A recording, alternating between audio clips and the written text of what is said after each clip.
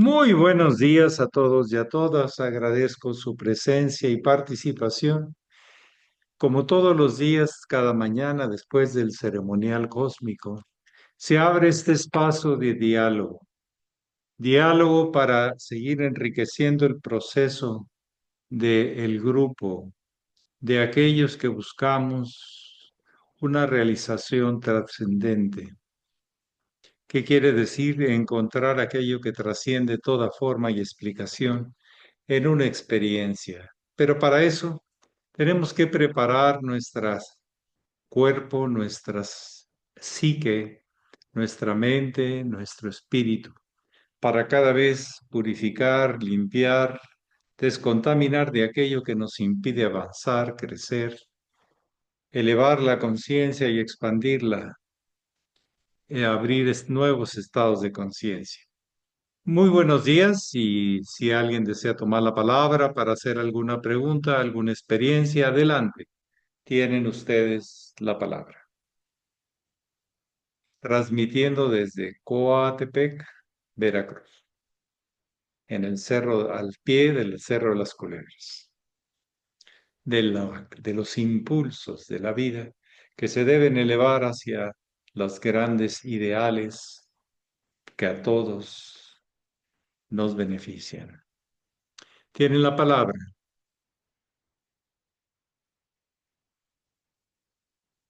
Adelante, Constantino Antonio.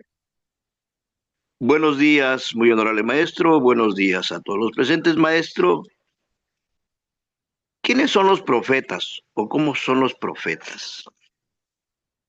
Bueno, aquellos que supuestamente casi todos tenían varias facultades. Uno, interpretar los sueños. Quiere decir que conocían o percibían el trasfondo de la psique humana, personal y grupal. De ahí percibían los grandes mitos, las grandes expresiones y funciones de las inteligencias universales y hablaban de las necesidades de su tiempo y de los tiempos que habían de venir. Profecían o lo que iba a suceder, lo que teníamos que cumplir. Pero eso no nace todos los días. Hay gente que profesa o promete los problemas que lleva en su propia psique, y de eso ha habido muchos líderes en la humanidad. Pero estos líderes solo hablan en una forma impersonal para servir de guías en momentos de definición, según, por ejemplo, la tradición hebraica. Pasaron 400, 500 años antes de que Jesús viniera, que se les consideró un profeta. Algunos lo consideraron el Mesías, el que iba a salvar a los hermanos. No dijeron de qué, pero el que iba a salvarlos. Y otros vieron en él el camino hacia la luz, los crísticos. Entonces, por ejemplo, hay varios profetas que hablan de lo que ha de suceder porque tiene sentido y propósito. Y luego pasa el tiempo y sucede, pero no fueron los causantes, fueron los que reconocieron que eso era importante y que se tenía que dar de esa manera para que tuviera coherencia con muchas cosas. Entonces los profetas deben tener una proyección personal, sino ser como especie de oráculos de las experiencias tanto de la persona, del grupo y de la humanidad y del gran propósito que estemos o no conscientes estamos buscando, cumpliendo. Todos los profetas juegan un papel periódico cada determinado tiempo, pero no nacen todos los días. Ahora sí nacen muy seguido personas que lo único que profetizan son problemas y ambiciones. y desastres. Por ejemplo, muchos del Apocalipsis, que es profético, no entienden que la palabra Apocalipsis significa revelación y que habla de la destrucción y nacimiento de nuevas posibilidades. Habla de las fuerzas y de las funciones que tendrán que darse para que aparezca un nuevo estado de conciencia. Y ni modo, para que algo se construya nuevo, tiene que destruirse lo anterior. Y ahí habla como qué intervienen y por qué intervienen esos factores míticos existentes en las estructuras inteligentes del universo que van formando estratos y funciones, pero en la eternidad no aparecen de un día para otro. Son aspectos que permanecen y eso los profetas tienden a captarlo y lo traducen en lenguaje, pero en realidad capta necesidades y luego lo traducen en lenguajes con personajes, pero en realidad no son personajes, son inteligencias. Hay una confusión muy seguido de esos aspectos. Las funciones siempre están, los personajes nacen y mueren, entonces no es lo mismo. Pero ha habido grandes profetas y posiblemente de nuestro tiempo.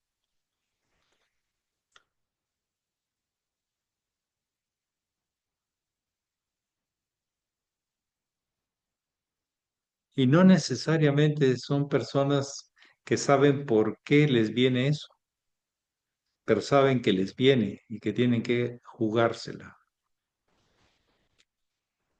Pero sí hay personas que han venido generando profecías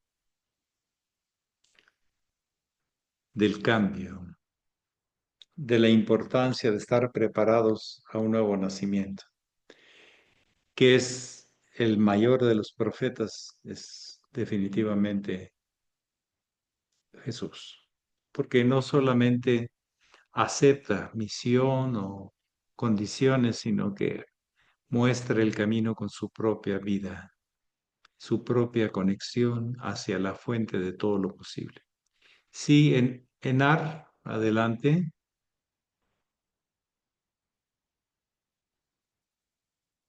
Buenos días, maestro. Buenos días a todos. Yo estamos No le escucho bien, perdóneme, déjame ver si estoy conectado. Pero aguánteme tantito, por favor. sí, Yo tampoco le escucho bien, maestro. A ver ahí. ¿no? ¿Será que Bien, muy sí? bien. Sí, No, es problema de sí, su bien red. ahora. Mm, pero adelante. Entonces me voy a cambiar de sitio. Entonces, vale. Vale, me voy a Eso es lo cambiar de que... lugar a ver si así eh, es mejor. ¿Quizá yo mejor ya ahora? hice lo... Sí. Sí. Vale. Bueno, muchas gracias por esta atención. Mire, quería preguntarle hoy sobre cómo dentro del proceso iniciático del yoga, porque así se nos ha transmitido, ¿no? Como un sistema de autoeducación, de regulación, ¿no? Para balanceando todas esas fuerzas. El pratyahara, lo que es la regulación del aliento, del hálito, de la respiración, cómo puede facilitarnos el trabajo de la conciencia siendo una cuestión biológica que balancea nuestra parte del simpático, el parasimpático a través de la respiración, ¿cómo puede incidir eso en el trabajo de la conciencia? Para que no se convierta solo en técnicas como se suelen aplicar en técnicas aisladas, sino dentro de la conexión hacia donde nos lleva el sistema yoga. Bueno, ya lo explicó. No está preguntando, está confirmando algo que usted ha descubierto. No, yo quería saber dentro de su experiencia, su sabiduría, el pranayama, cómo aplicarlo para la A ver, conciencia. mire, Primero hay que hacerlo y no teorizarlo. Es algo muy vivencial. Si no, es especulativo y no tiene nada de avance en nada. Lo tengo que decir así. Segundo, en el yoga se dieron cuenta desde hace mucho tiempo que había impulsos detrás de la cortina, o sea, desde el inconsciente, tanto sanos como malsanos, de los dos, que había algo que se operaba inconscientemente y buscaron cómo conectar lo que era inconsciente del parasimpático en cuestiones más, llegó, ¿verdad? Yo le dije, yo le dije, Flores, maestro. yo le dije, usted no me, muy bien, bien. Entonces, eh, empezaron a explorar. Lo que se empezaron a encontrar primero era el tema de las respiraciones, porque era, sin ello no podemos vivir. Y eso lleva hacia la peristalsis.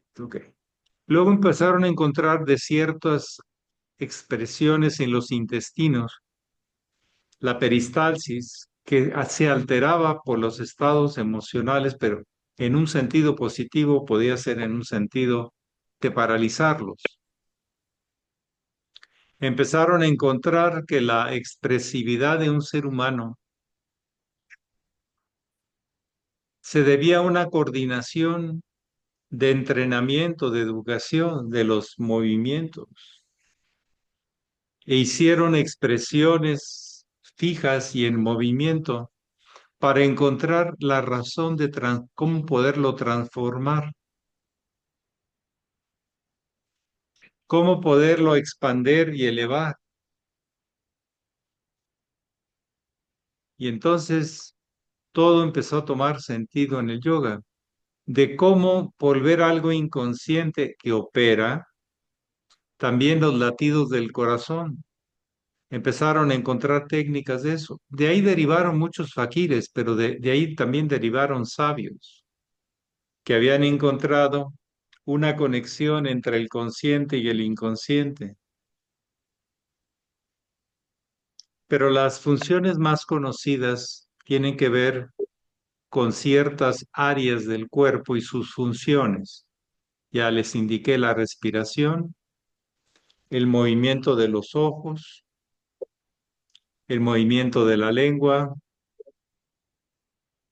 la privación o la ampliación del escucha, la transformación de la voz, la expresividad general del movimiento armónico, desarmónico del cuerpo. Cuando uno ve a una persona caminar, sabe más o menos en qué niveles anda de conciencia, en dónde anda atoradito y en dónde le funciona más coordinadamente. Y así también en las funciones de impulsos de apareamiento sexuales, empezaron a encontrar que eso se podía hacer más consciente, más nunca perdiendo el objetivo de buscar Jivatma y Paramatma y no dejarse solamente en el placer o en la estimulación de excitación de los sistemas nerviosos. En fin, fueron encontrando que había muchas posibilidades y por ahí empezaron las prácticas, disciplinas y propuestas. En general, a todas estas trabajos se les llamó kriyas o acciones, pero acciones que buscaban ese puente entre el inconsciente y el consciente y llegaron realmente a controlar más de lo que nos imaginamos o está escrito. Hay muchos autores que hablan de cosas realmente fantásticas, pero no son tan fantásticas porque radican en la disciplina, el trabajo y el enfoque de cada ser humano. Se lo explico mejor de esta manera para no repetir lo que ya se conoce como conceptual y que queda en la teoría. Por ejemplo, uno de los grandes trabajos en el Nidra Yoga es aprender a morir y no perder conciencia. O sea, que aun cuando es una función inconsciente, uno permanece consciente. Siempre hubo esa, ¿cómo le hacemos? Así lo he alcanzado, así se los recomiendo, así se los instruyo. Y ese era el papel de los gurús, de ir transmitiendo experiencias vivenciales y no especulativas sobre la transformación de la interrelación de los diferentes cuerpos en un ser humano. No sé si esto le baste y si usted sigue investigando, pero le sugiero que practique más que piense. Sí, sí, está claro. Sí, para practicar cada día para la Algo, autorregulación. propóngase un Pero, trabajito, sí, propóngase un trabajito, no se me quede con, no, yo ya, no. Siempre hay cuestiones a profundizar, a realizar, a conectar. Yoga es conexión, ligamento, vínculo. Y el vínculo tiene que ser en vida, no tiene que ser supuesta mental, como una idea, sino como una experiencia, una recrilla, una acción. Ujú. sí, sí. El tema es trabajarlo a nivel personal cada día, es un Pero compromiso bajo la con nosotros. instrucción del gurú, porque meterse con los programas del inconsciente puede tener sus riesgos. Muy bien. ¿Y Igual que en cómo la cuando? respiración, hay gente que se ha metido y con ambiciones y no ha limpiado el terreno, como decía el hermano mayor, por ejemplo. La recomendación que daba y explicaba el hermano mayor era muy sencilla, pero muy, muy profunda. Y era, mire, si usted quiere sembrar algo y que se le dé bien en un campo, antes de otra cosa, necesita limpiarlo, necesita quitar las semillas y las hierbas de antes para que no entorpezca el crecimiento de lo que usted va a poner. Y hay gente que le pone fertilizante a la tierra directo y pues lo único que le va a crecer son involuntariamente, no conoce porque no se ven, hierbas, hierbajos, yuyos, como le dicen en Argentina.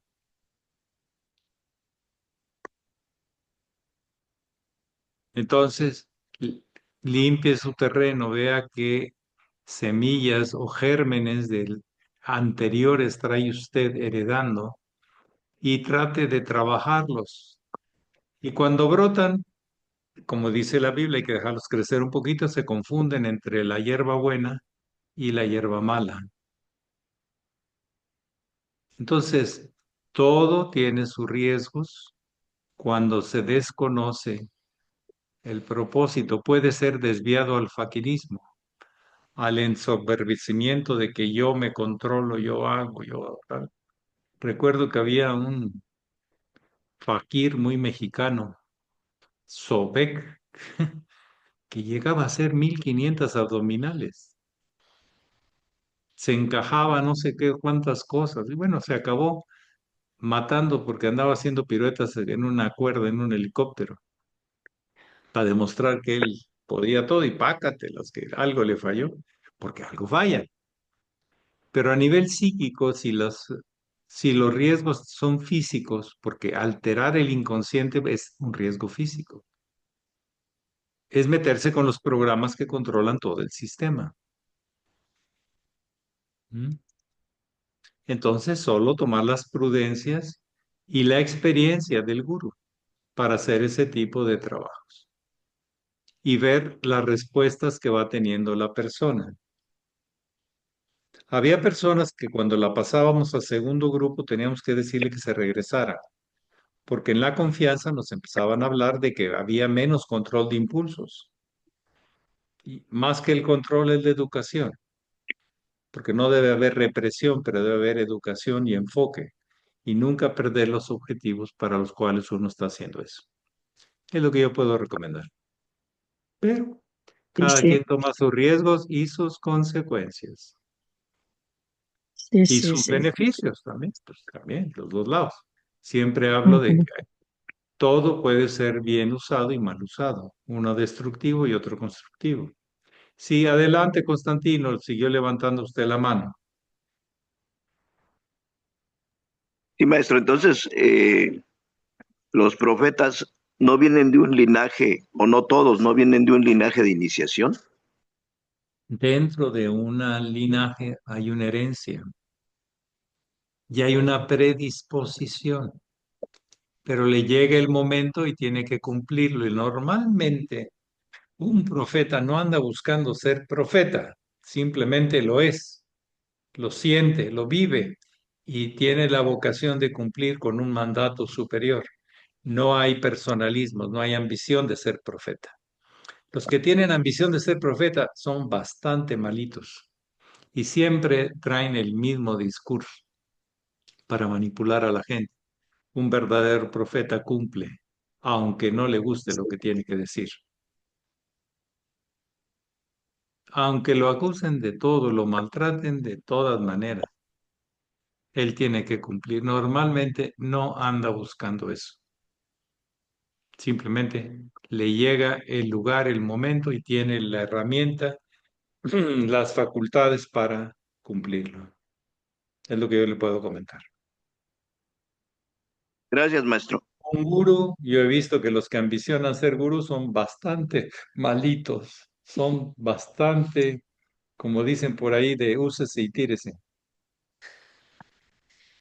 No, es algo que viene y que uno acepta, pero viene de algo superior, no para mí, Señor, no para mi persona, sino por tu gloria, como lo hacían los templarios, que sí tenían iniciación. Es que la iniciación no todo es transmisión vía sanguínea. Hay otras herencias a nivel psíquico de otras encarnaciones que de las cuales, si no te acuerdas, sí te siguen influyendo. Y por eso encuentras a tu maestro y por eso entiendes a tu maestro. Y por eso te comprometes con la obra de tu maestro, que es la obra para beneficio de todos, el bien común en todos los niveles, no nada más en material, emocional, o mental, no, en todos. Por eso el gran proyecto está todos aquí contenidos. Sí, en Artardón, sigue levantando la Sí, mano. sí, cuando usted recomienda siempre con la supervisión de un gurú, cuando hay temas muy delicados, ¿cómo transmitimos eso en las clases a alumnos nuevos cuando nosotros no somos No, es gurús, que que está estamos en ese bien. proceso y No, ellos pero no es que pueden hacer ellos eso? no necesitan un gurú todavía, necesitan un instructor que los introduzca y, y a ver si los compromete a ese trabajo y búsqueda. Porque el instructor debe tener el trabajo y búsqueda y es el que tiene entonces el contacto con el gurú. Si no, no hay linaje, no se transmite luz, se transmite simplemente pues de un alma limitada a otras almas limitadas y ya. Un ciego no guía a otro ciego, pero el instructor cumple un papel muy importante, introduce a las personas al sistema y a lo que él está viviendo como discipulado. Si no, no transmite linaje, transmite su persona y se vende como persona, no como representante de un linaje. Y los grandes discípulos y los grandes maestros, todos son representantes de un linaje. Pero normalmente a veces no todo es, o sea, la mayoría no son consanguíneos. De un maestro gurú, de un gurú, no salen gurucitos, salen discípulos. Y de esos discípulos, pocos podrán llegar al estado de gurú. Bueno, pues hemos entrado a temas muy profundos porque ustedes los buscan, ustedes los preguntan, ustedes se preguntan. Y eso es lo que da sentido y propósito a estos diálogos. Yo estoy para servir, no estoy para imponer nada ni predicar nada. Solo soy un discípulo, pero dispuesto a compartir la gran experiencia con mi maestro y con la vida que he tenido y con la consagración que tengo al servicio de la vida.